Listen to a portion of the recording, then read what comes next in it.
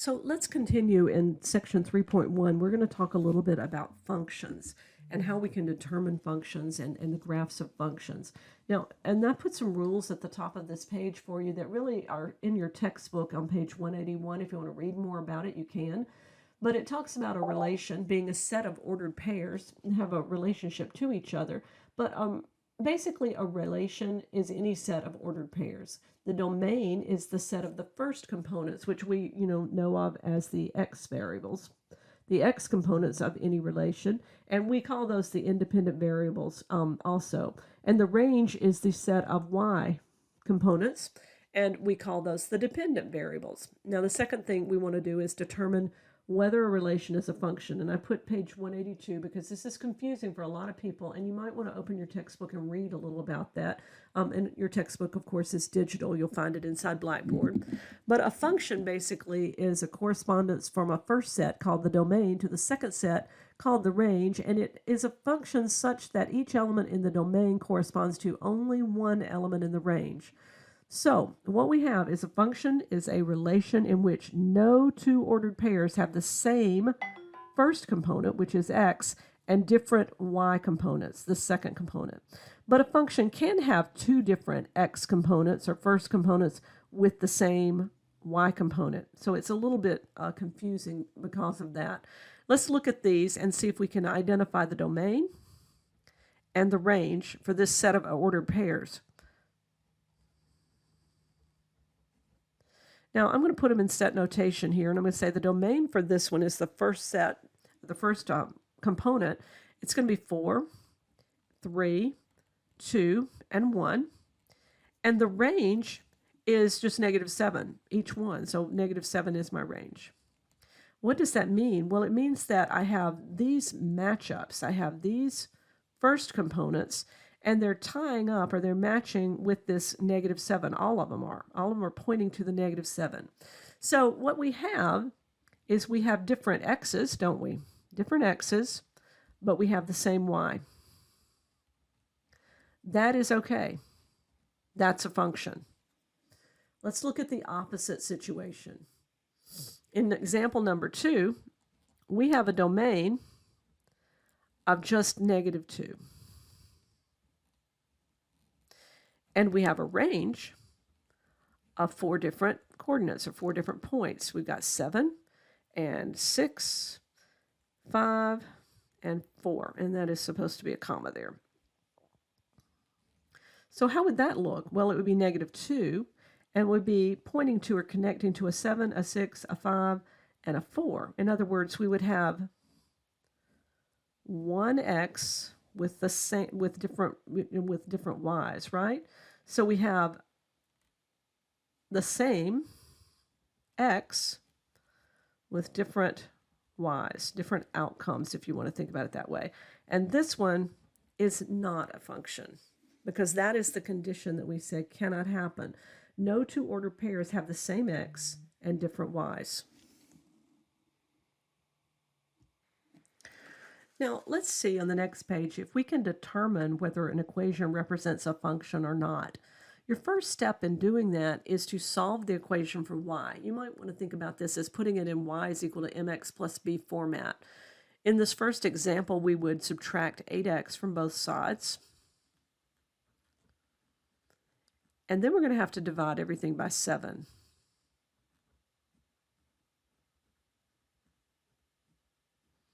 Now, is it a function or not?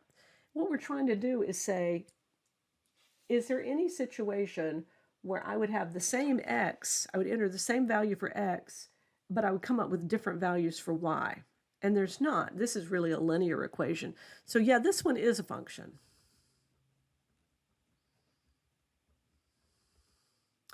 Take a look at number 2 now.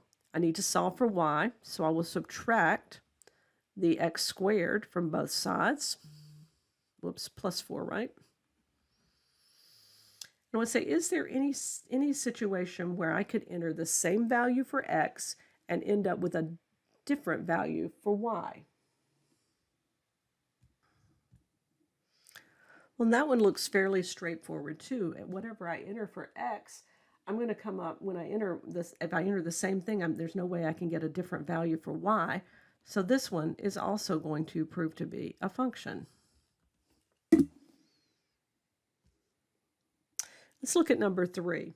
For number 3, what I'm really going to have to do is, I've already solved for y, but I need to take the square root of both sides of this equation. So to solve it, so I'm going to say the square root of y squared is y. And this is going to be, remember when I take the square root, I have to say plus or minus this 9 minus 2x squared. Now, the key to looking at this one is whatever I put in there for x, if I put in any value I put in for x, it's going to have a plus and a minus solution. So y is going to be the plus and the minus value. So I'm going to put in one value for x, but I'm going to get two values for y. Therefore, this is not a function.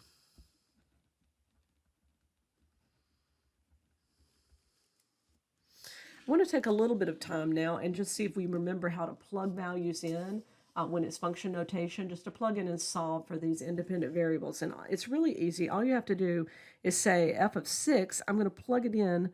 Instead of x, I'm going to put in a 6. When I have an f, a function of x plus 1, I will plug in x plus 1 for x. And when I have a negative x, I will plug in a negative x for x. We'll do all three of these. I will say f of 6 is equal to 4 times 6 plus 5. And that's going to equal 24 plus 5. And that's going to equal 29. So there's a coordinate, a point that is actually represented. And f of 6 is what we came up with down here. And you can sort of read it like this would replace y. So y is equal to 29. And the x value coordinate is 6. There's the point solution for that one. Let's look at x plus 1 and see what happens. When I say f of x plus 1, it's equal to 4 times x plus 1 plus 5. Now I'm going to solve. I'm going to distribute this multiplication. And I have 4x plus 9. And that's what I'm going to get. F of x plus 1 is really equal to 4x plus 9. What about this one? F of negative x. Well, I'll say f of negative x is equal to 4 times negative x plus 5. That would be a negative 4x plus 5, which would end up being, well, that's really all I've got is negative 4x plus 5. I could just stop right there. F of negative x. So you could remember when you're saying f of something and the function of something, you're really saying this is almost like the y variable, right? The function is like saying we're replacing this is going to be my y solution if I plug that value in for x.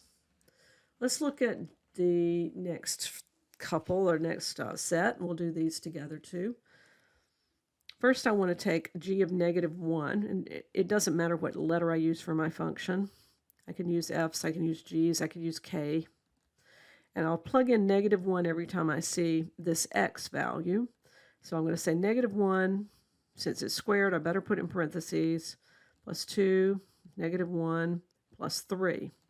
And that's going to give me a 1 minus 2 plus 3. And that, of course, is going to give me, it's going to be equal to 2. Well, that means that basically what I'm saying is y, g of negative 1, is equal to 2, and x is equal to a negative 1. The point I came up with, this one was pretty easy to see, is a negative 1, too. Some of them are easy to plug into the coordinates of the point. We get a complete solution. What about g of x plus 5?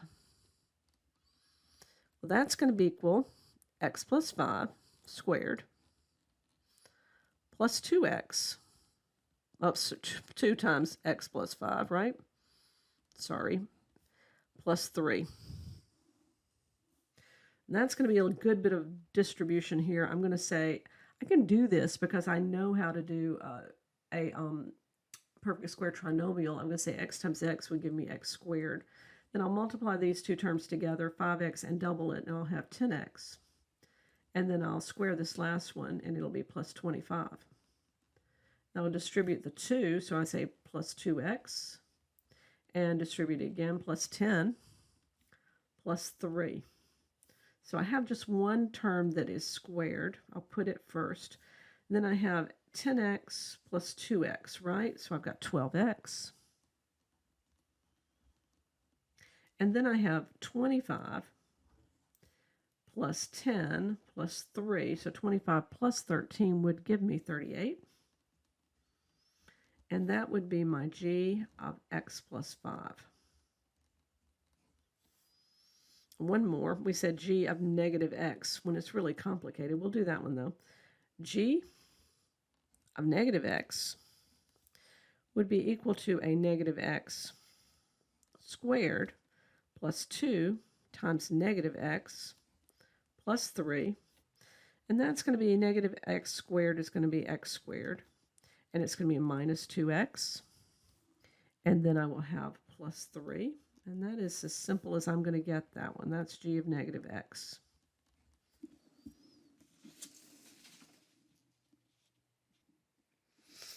Now, very quickly, we're going to start working on something called transformation of functions. And this is really leading up to that to see if you can do some comparisons. What happens to a function if I just make one little change to it? So you can see I have a function, f of x is equal to x, and that is this one. If you have a function that says y is equal to x, we call that a parent graph because it's the simplest version of it, and it always looks like this. Every value of x and y is exactly the same. Y is equal to x. So this one is already graphed for us. This is, I'll put it down here, f of x is equal to x. And then the next one we want to work on is this g of x. We're going to graph it ourselves. G of x is equal to x minus 3. So it's a little different from equal to x, isn't it? And I want to show you how it changes it by taking and doing a table. So we're going to have some x and some y coordinates, and we're going to pick some values for them. We're going to start off with an x of negative 2 and a negative 1, and we'll go 0 and 1 and 2. And what would y be if we plugged in a negative 2 for x here? Well, it would be negative 2 minus 3, which would be a negative 5. If we had a negative 1 for x, it would be negative 1 minus 3, or negative 4.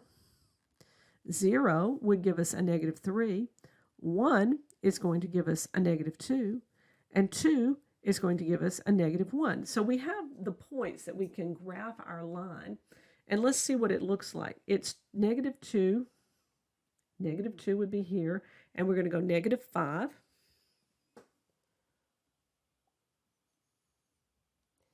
Then we're going to go negative 1, negative 4, and 0, negative 3. Then we have 1, negative 2, and we have 2, negative 1. And if we carefully draw our line at this point, which usually helps to have some straight edge to do it with, we can see what it looks like.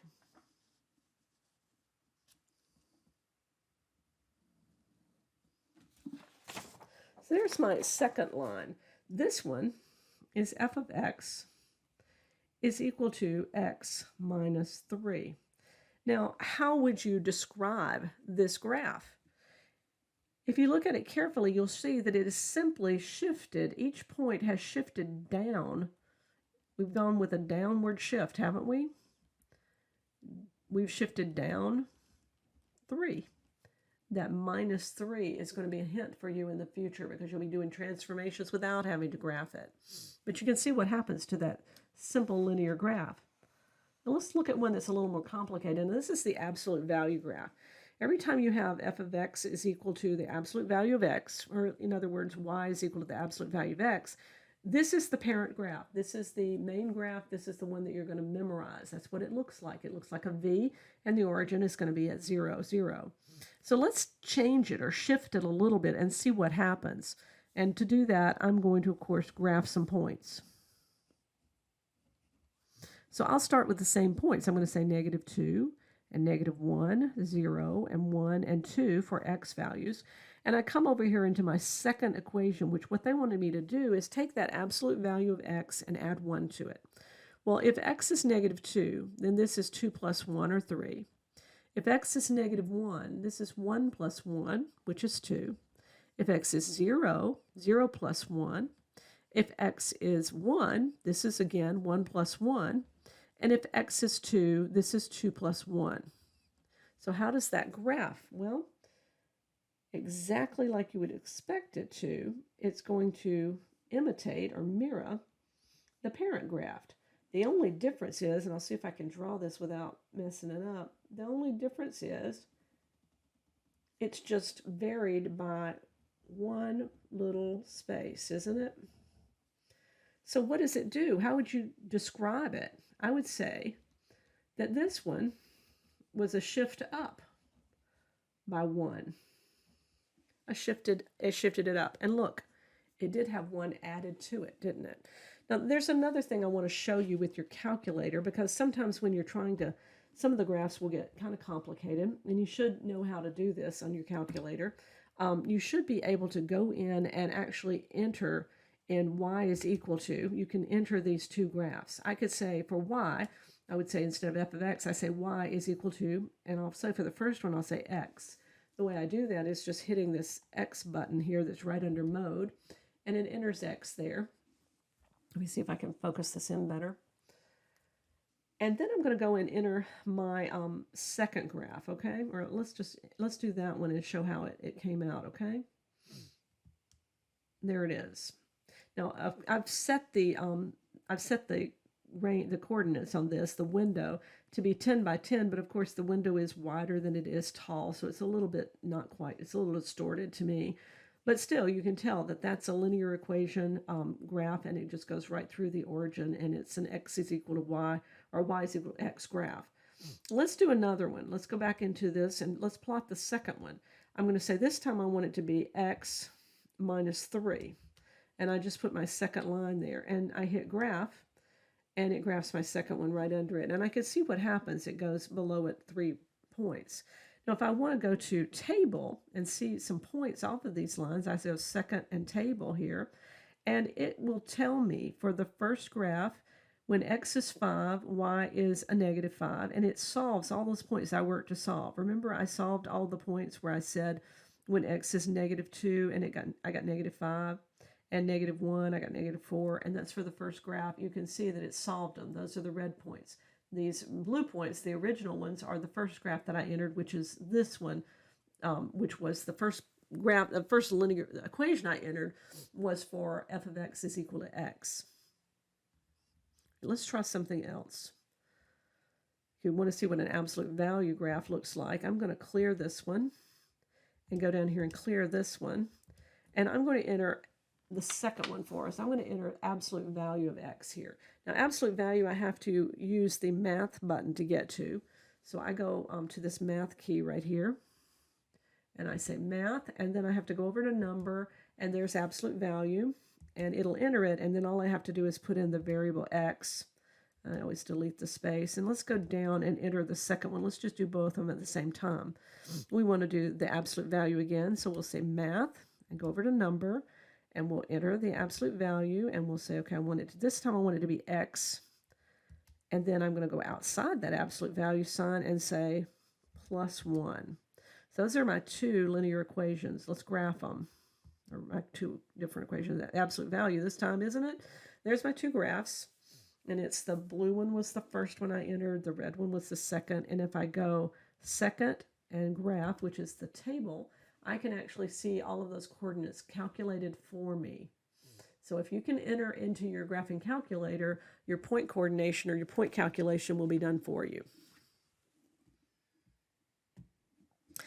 Now we just have a couple more things to cover. We're going to use a test called the vertical line test to identify if a graph is actually a function or not. Now if we can draw a vertical line anywhere on our graph, and we cross our line more than one time, if it hits it more than once, it's not a function. As you can see with this one, anywhere you draw a vertical line, you're only going to hit it one time. This one, of course, is a function. This time, the next one, anytime I choose to draw a vertical line, it's not going to cross this particular graph more than once. Now, this does look like it's going to go straight up, but it's not. It's going to continue inching out, just easing out a little bit, so it'll never be completely straight. So this one we would call a function. For C, of course, I can draw it anywhere and cross the graph more than once. This one is not a function.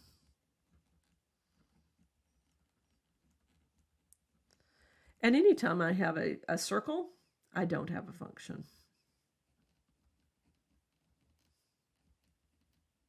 It doesn't matter where I draw it, I'm going to hit it at least twice. Now, let's take a look at this graph. If I use the graph to find g of 2, what they're saying is find y when g is 2, okay? When x is 2. When x is 2, okay, x is 2 right here. What point do I have? It's right here, isn't it? So what is y at that point? Well, that would be -4. What is that point? That point is going to be -2, 2, -4, right? Those are the coordinates. So what would we say? We would say g of 2 is equal to 2, the point 2, -4. You could also just say g of 2 is equal to -4.